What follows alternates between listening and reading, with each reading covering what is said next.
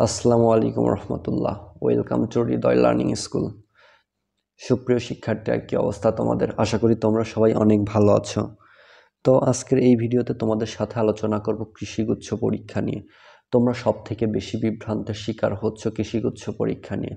অনেক ওয়েবসাইট এবং গুচ্ছের কেন্দ্রীয় যে ওয়েবসাইট, অর্থাৎ কৃষিগুচ্ছের কেন্দ্রীয় যে ওয়েবসাইট, সেই ওয়েবসাইটে তোমাদেরকে দেখাচ্ছে যে 4 অক্টোবর তোমাদের পরীক্ষা এবং পরবর্তীতে তোমাদের ফলাফল দেওয়া হবে এবং 16 সেপ্টেম্বর তোমাদের অ্যাডমিট কার্ড ডাউনলোড শুরু হবে। এটা কি আসলেই সত্য নাকি এটা ভুল দেখাচ্ছে? এত বিভ্রান্ত কেন গুচ্ছ নিয়ে?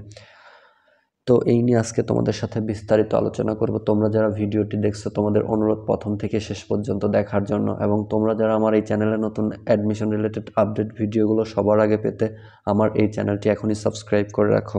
তো চলো ভিডিওটি শুরু করা যাক। অনলাইন প্ল্যাটফর্ম দ্য ডেইলি ক্যাম্পাসে একটি বিজ্ঞপ্তিতে জানিয়েছে যে কৃষিগুচ্ছের 9টি কৃষি বিশ্ববিদ্যালয়ের 2023-24 শিক্ষাবর্ষের ভর্তি কার্যক্রমের কেন্দ্রীয় কমিটি ভর্তি কমিটির 11তম সভা অনিবার্য কারণে স্থগিত করা হয়েছে। তবে রবিবার রাত 9টায় সংশ্লিষ্ট ওয়েবসাইটে দেখা যাচ্ছে যে 4 অক্টোবর ভর্তি পরীক্ষা অনুষ্ঠিত হবে। কর্তৃপক্ষ বলেছে ওয়েবসাইট টেকনিক্যাল সমস্যার কারণে এমনটা দেখাচ্ছে।